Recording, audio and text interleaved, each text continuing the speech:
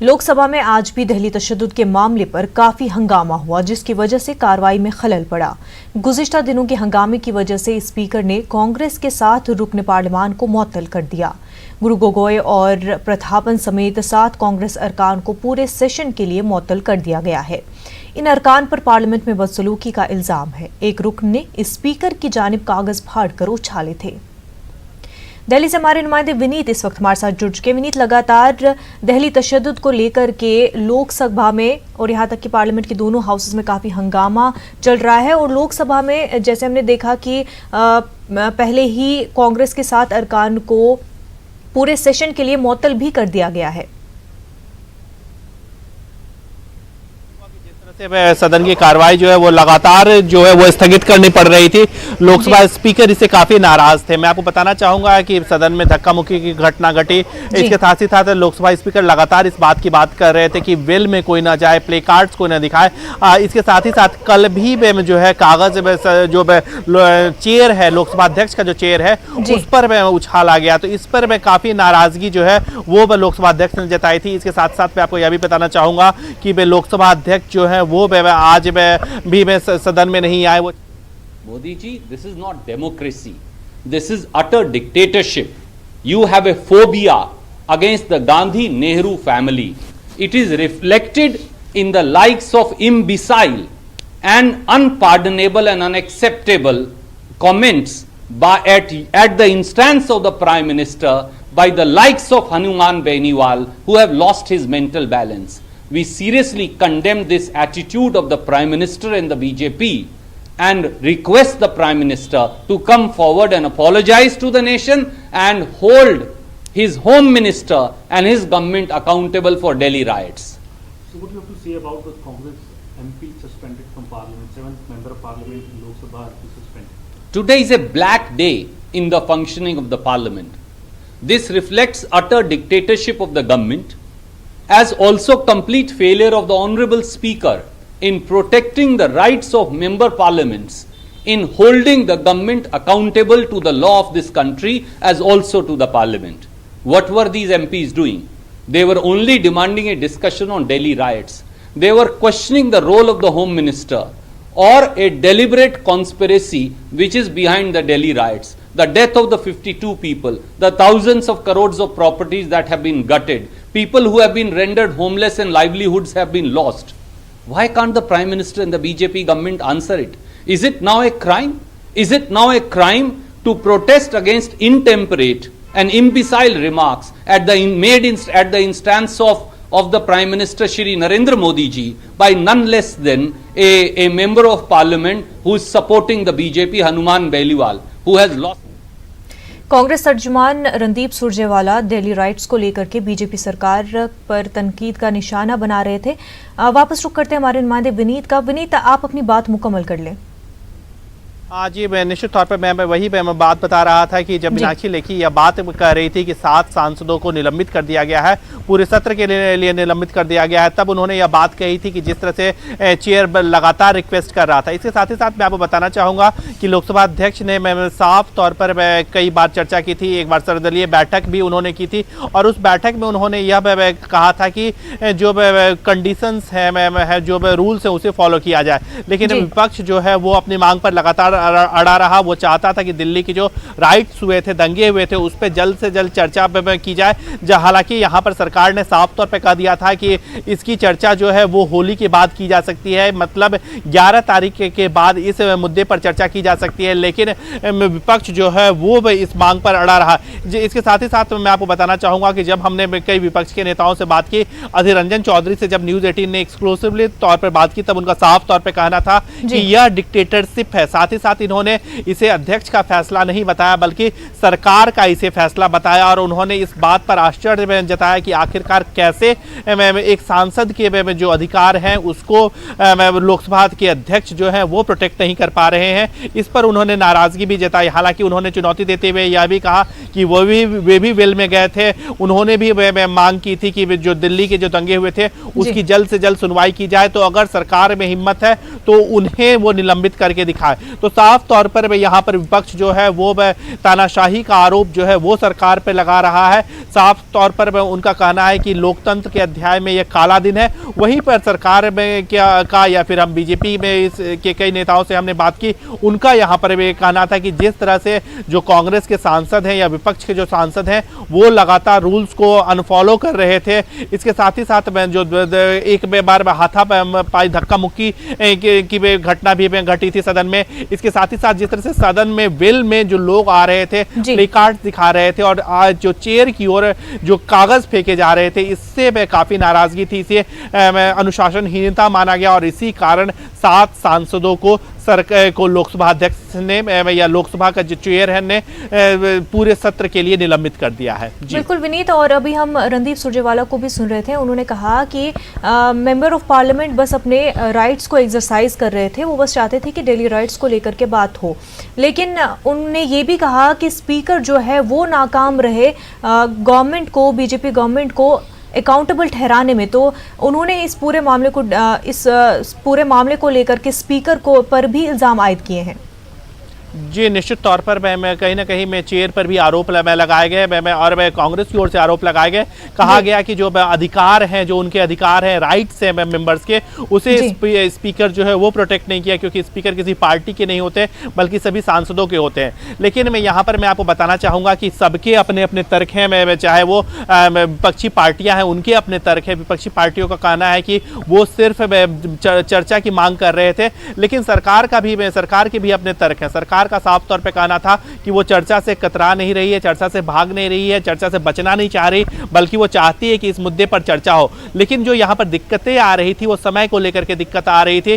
सरकार चाहती थी कि होली के बाद यानी 11 तारीख के बाद या 11 तारीख को जब सदन बैठेगा उस वक्त जो फैसला लिया जाए, जो लोकसभा अध्यक्ष जिस भी तरीके से कहेंगे उस भी तरीके से इस पर चर्चा की जाएगी। जिस नियम के तहत वो चर्चा करने की बात कहेंगे उस नियम के तहत चर्चा कर ली जाएगी। तो यहाँ पर जो दिक्कत आ रही थी वो समय को लेकर के दिक्कत आ रही थी।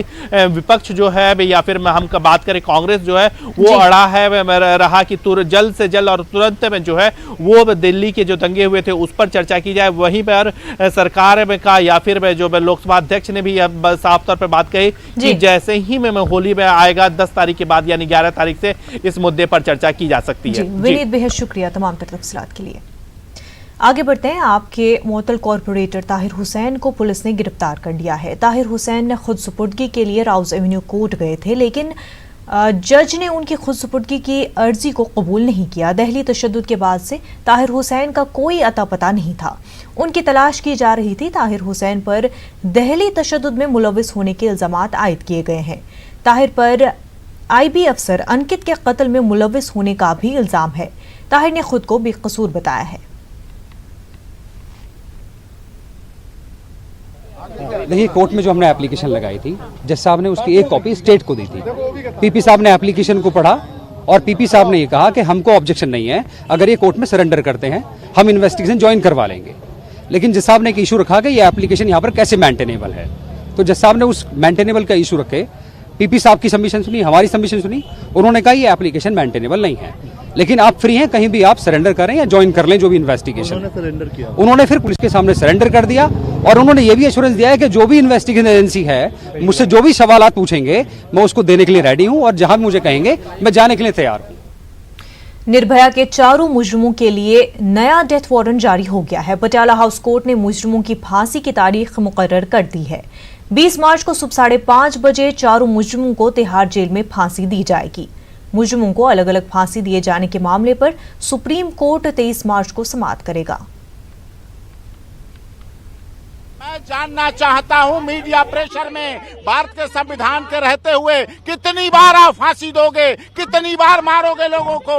ये आतंकवादी नहीं है, ये पढ़े लिखे हैं, जेल में सुधर रहे हैं, जेल में संभल रहे हैं, अपना सुधार कर रहे हैं, अपना परिवर्तन कर रहे हैं। जेल में रह के आपकी आवाजें, आपकी चीखें ये बता रही है कितना प्रेशर है। ये चौथा डेथ वारंट जारी किया है जो 20 तारीख को 5:30 बजे के लिए दिया गया, 20 मार्च के। लीगल रेमेडी अभी बची हुई हैं अक्षय की। आपने देखा कोर्ट में देखा अक्षय की मर्सी पिटीशन जेल में रिसीव कराई। कोर्ट में पूछा कि जेल में मर्सी पिटीशन अक्षय की है। जेल ने कहा हाँ है। राष्ट्रपति भवन की रिसीविंग दिखाई कि मर्सी पिटीशन रिसीविंग है दिखाई, और उसके बाद वो साइलेंट हैं, वो बिल्कुल साइलेंट हैं, बिल्कुल वो चुप हैं। देखिए देखिए आज फिर एक बार नया डेट वारंट जारी हो गया, क्योंकि अब उनकी कोई लीगल रेमेडी नहीं है। मर्सी खारिज हो गई चारों की। फाइनली आज चौथा बार डेट वारंट जारी होगा, तो अब उम्मीद करते हैं ये डेट फाइनल हो, उसी डेट पे इनको फांसी हो और निर्भया को इंसाफ। आज फिर इन्होंने टालने की कोशिश की थी कि दूसरा इन्होंने मर्सी पिटीशन फाइल किया है, लेकिन कोर्ट ने कहा कि हम इस मामले में अब कुछ नहीं सुनेंगे क्योंकि आप चारों जो रेमेडीज हैं वो खत्म कर चुके हैं। क्योंकि उनकी हर कोशिश यही रहती है या डेट वारंट ना निकले या डेट को पोस्टपोन कराओ।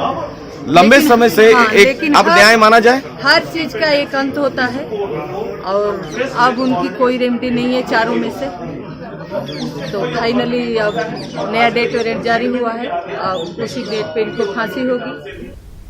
कोरोना वायरस की दहशत पूरी दुनिया में है। हिंदुस्तान में भी इस वायरस से 29 अफराद मुतासिर है। राज्यसभा में मरकजी वजीर सेहत डॉक्टर हर्षवर्धन ने मुल्क में इस खतरनाक वायरस के फैलाव और बचाव के बारे में बयान दिया। हर्षवर्धन ने राज्यसभा को सरकार की तरफ से तैयारियों की भी जानकारी दी है। कोरोना वायरस की वजह से मुल्क भर में अलर्ट जारी किया गया है। अब तक मुल्क में मजमूई तौर पर 29 मामलों की तस्दीक हो चुकी है। हर्षवर्धन ने राज्यसभा में ये भी कहा कि 3 अक़वामी सयाहों की एयरपोर्ट पर जांच हो रही है, जिसके बाद ही उनको मुल्क में दाखिल होने की इजाजत दी जा रही है। वजीर सेहत हर्षवर्धन ने कहा कि इंतजामिया पूरी तरह से तैयार है और सभी तदाबीर अपनाई जा रही हैं। वज़ीर आज़म भी हालात पर नजर बनाए हुए हैं।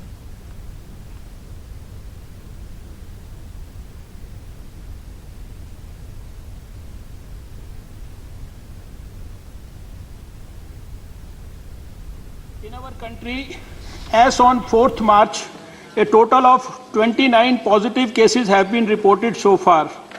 Of these, 3 cases were reported in Kerala earlier, who have since recovered and have been discharged already. Since last 3 days, new travel-related cases have tested positive. These include one in Delhi having travel history of Italy and Telangana having travel history from Dubai and contact history from person from Singapore. Both are clinically stable. 6 more cases have tested positive in Agra, Uttar Pradesh, having contact history with the case in Delhi. Required action as per cluster management plan has been initiated.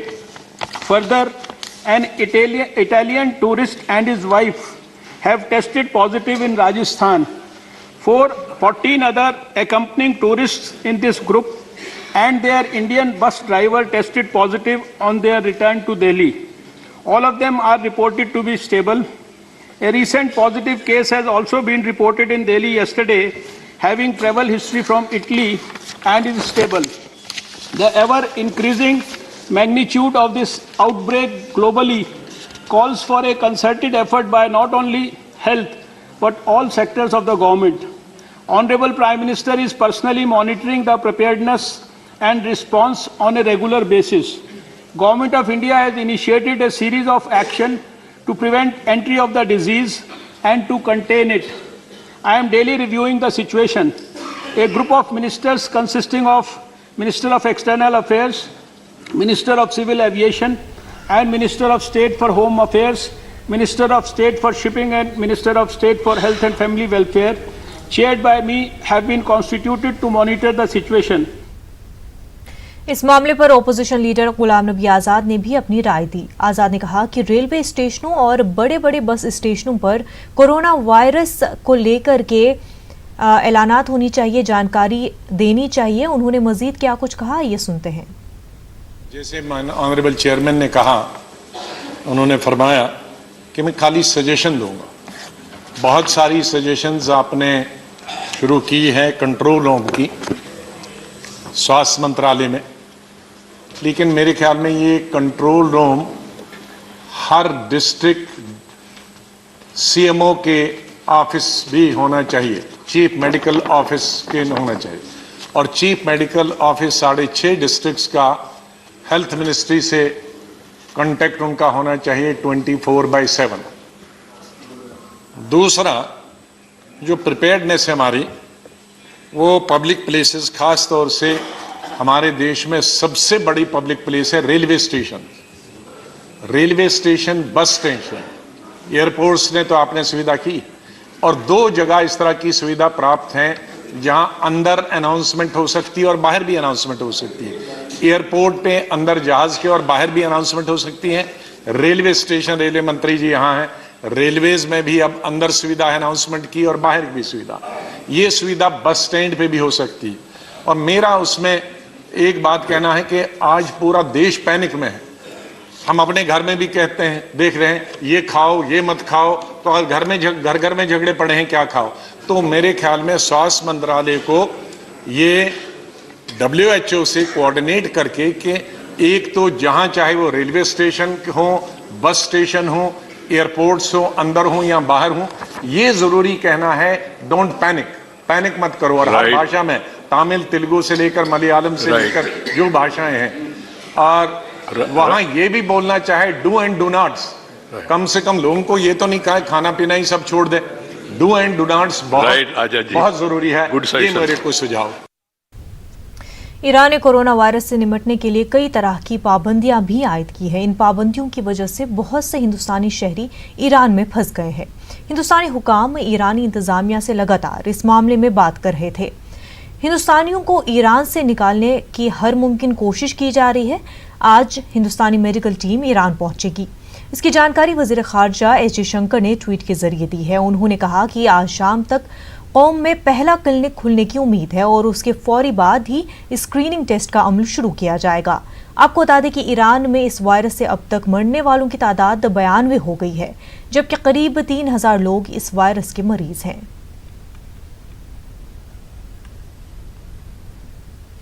मुल्क में जैसे ही corona virus की खबर फैली, बाजारों से hand sanitizers और mask गायब होते जा रहे हैं। हमारे नुमाइंदा रचना ने जायजा लिया। कोरोना वायरस भारत में दस्तक दे चुका है। अब तक 29 पॉजिटिव केसेस पाए जा चुके हैं। हालांकि जो स्वास्थ्य मंत्रालय है कोरोना वायरस से निपटने के लिए पूरी मुस्तैदी से काम कर रहा है। डॉक्टर हर्षवर्धन ने भी कहा है कि कोरोना वायरस से डरने की नहीं बल्कि लड़ने की ज़रूरत है। और सबसे बड़ी बात ये कहा जा रहा है कि कोरोना वायरस से बचने के लिए साफ सफाई का ध्यान रखें। इस वक्त मैं एम्स हॉस्पिटल के बाहर खड़ी हुई हूँ, जहाँ पर आप देख सकते हैं कि तमाम मेडिकल स्टोर्स हैं और हालत ये है कि जिस तरीके से हाथ धोने। हमारा मांग एक ही है कि आप सदन चलाओ, जितने दिन तक आपका मर्जी चलाओ, जितना बिल आप पास कराने चाहते कराओ, हमें कोई इसमें लेना देना नहीं है। हम सब चीज पे हम योगदान करेंगे, समर्थन करेंगे, सहयोग करेंगे, लेकिन दिल्ली दंगा की बात सदन के अंदर चर्चा करने की मौका देना चाहिए। आज सुबह स्पीकर साहब हम लोगों की बुला के कहा कि कोरोना वायरस के बारे में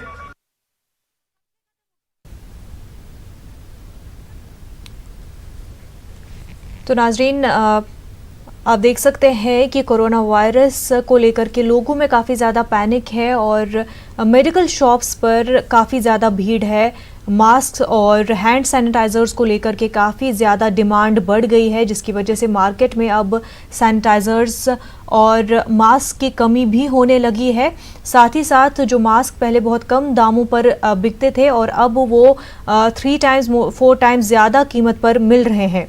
तो लोगों में काफ़ी ज़्यादा डर कोरोना वायरस की वजह से पाया जा रहा है, जिसको लेकर के वो तमाम तर एहतियाती तदाबीर जो है वो अपनाने को तैयार है। मास्क पहने हुए लोगों को देखा जा सकता है, हैंड सैनिटाइजर्स जो है वो लोग इस्तेमाल कर रहे हैं, जबकि डॉक्टरों का कहना है कि मास्क उतना इम्पॉर्टेंट नहीं है, पर अपने हाथों को लगातार साफ करते रहना वो इम्पॉर्टेंट है। और आगे बढ़ते हैं। कोरोना वायरस से बचने के लिए इंसान को खाने पीने की चीज़ों और सफाई पर ध्यान देना चाहिए। अगर इंसान अपने आसपास को साफ सुथरा रखे और अपनी इम्यून सिस्टम को बढ़ाए तो उससे मुहलक वायरस का मुकाबला किया जा सकता है। डॉक्टर त्रिपाठी ने हमारी नुमाइंदा रचना से खास बातचीत की। कोरोना वायरस ने जिस तरीके से भारत में दस्तक दी है, लोग दहशत में हैं और कोरोना वायरस से किस तरीके से बचे, आज हम बात करेंगे आयुर्वेद के डॉक्टर DM त्रिपाठी जी से। त्रिपाठी जी, कोरोना वायरस के 29 केस अब तक पॉजिटिव पाए गए हैं, लोगों में भी काफी ज्यादा डर है, तो किस तरीके से इससे बचा जा सकता है? देखिए, आयुर्वेद का पहला सूत्र है स्वास्थ्य स्वास्थ्य रक्षणम आतुरस्य विकार प्रशमम च। तो आयुर्वेद सबसे पहले कहता है जो स्वस्थ हैं उनकी स्वास्थ्य की रक्षा किया जाए, जो बीमार हैं उनका इलाज किया जाए। आज भी पूरा मीडिया और पूरी दुनिया यही कह रही है कि अपना हाथ धो, अच्छे तरीके से रहो, स्वच्छ खाना खाओ, तो ये प्रिवेंशन हो गया। Prevention is better than cure. तो अगर आप प्रिवेंशन रखते हैं तो वायरस आने का कोई मतलब नहीं बनता है। लेकिन हमारी लाइफ स्टाइल इतनी खराब हो गई है, हम क्या खा रहे हैं, कब खा रहे हैं, कैसे खा रहे हैं, ये हम खुद नहीं जानते हैं।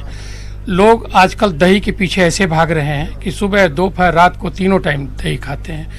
रात का दही जहर है, वो खुद ही वायरस पैदा करता है। तो इस तरह से खाने पीने में ध्यान रखिए और प्रिवेंशन जो भी बताया जा रहा है, हर तरह से लोगों से बताया जा रहा है, उसका ध्यान रखिए। मेडिसिन बहुत सारी हैं, तो पहले तो ये प्रिवेंशन रखने से ही ये वायरस वगैरह नहीं आएगा। दूसरी, आप गिलोय की बनी हुई कोई भी चीज़ ले सकते हैं, गिलोय का शरबत ले सकते हैं, गिलोय का रस ले सकते हैं, आप घर में निकाल करके गिलोय का पाउडर ले सकते हैं। इसके बाद जितनी भी इम्यूनिटी बढ़ाने वाली चीज़ें हैं, जैसे शिलाजीत है, ताकत की जितनी चीज़ें हैं, सब ये कोरोना वायरस को रोकने के लिए काम आएंगी। और सबसे बड़ी चीज़ कि खाने में कोई भी खट्टी, बासी, इस तरह की चीज़ें न लिया जाए जो उसको डेवलप करने के चांसेस होते हैं। और आयुर्वेद में सबसे अच्छा चिकित्सा जो है वो नस्य चिकित्सा है।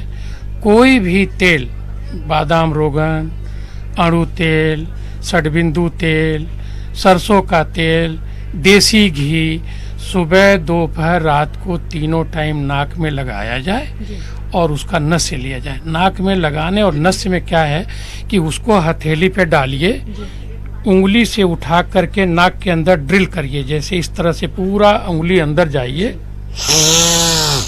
इस तरह से उसको सक करिए ताकि वो अंदर तक सारे ट्रैक्स में जाए और ट्रैक्स को क्लियर करे। ये क्या है, सबसे पहले चीज जानिए। सब लोग कह रहे हैं कि इस तरह से होता है, उस तरह। जैसे हम एक बाल्टी में ट्यूब लगा के पानी भरते हैं और पानी धीरे धीरे ऊपर आता है, या एक आदमी नदी में छलांग लाता है, नदी में डूबता चला जाता है। इसी तरह से कोरोना वायरस का इन्फेक्शन, जो हम सांस लेते हैं, खांसते हैं, छींकते हैं, जो हमारा लार होता है, जो नाक की सिक्रीशंस होते हैं, वही लंग्स में कोरोना वायरस की वजह से सेडेट होते रहते हैं। तो जैसे दिल्ली में हारमोनी कल्चर फाउंडेशन की जानिब से एक खास प्रोग्राम का इनेकाद किया जा रहा है, जिसमें जम्मू कश्मीर के सरकर्दा शहरी और सहाफ़ी के साथ साथ मुल्क के कई इलाकों के फनकार भी शामिल होंगे। ये प्रोग्राम 7 मार्च को दिल्ली के लोधी रोड पर IIC मल्टीप्लेक्स में मुनक्किद होगा। इस प्रोग्राम में गज़लें और नगमे पेश किए जाएंगे। पंडित दीनानाथ नादम के कलाम को भी पेश किया जाएगा। पंडित दीनानाथ जम्मू कश्मीर की अजीम शख्सियत है। इस मौके पर फनकारों को एजाज़ से नवाजा जाएगा। प्रोग्राम जो है हारमोनी कल्चरल फाउंडेशन के नाम से होने जा रहा है, जो कि ऑर्गेनाइज कर रही है। प्रोग्राम 7 मार्च को शाम को 6 बजे प्रोग्राम है। IIC Lodhi road multipurpose hall, और वहाँ पर है हॉल है, उसमें प्रोग्राम है हमारा। और ये 6th एडिशन है प्रोग्राम का हमारे, जिसमें कि हम एमिनेंट क्रिएटिव आर्टिस्ट हैं और जो वहाँ के स्टेट के, हमारे जम्मू कश्मीर स्टेट के जर्नलिस्ट हैं, सब लोगों को हम फेलिसिटेट करते हैं, अवार्ड करते हैं उनको, जो जिन्होंने अपने अपने पेशे में कुछ कंट्रीब्यूट किया है हमारे स्टेट के लिए, हमारे नेशन के लिए। तो उसी के रिगार्डिंग प्रोग्राम हम होने जा रहा है और उसमें म्यूज़िकल परफॉर्मेंसेस भी हैं। मेरा है, राधिका चोपड़ा जी हैं, उनका है, और हमारी एक क्वायर प्रेजेंटेशन है जो पंडित दीनानाथ कौल नादिम जी ने लिखा हुआ है, सोन वतन के नाम से कलाम है वो। तो उसका इंडियन हारमोनीज क्वायर ग्रुप का हमारा वो प्रेजेंटेशन है, जो कि हम देने जा रहे हैं 7 मार्च को।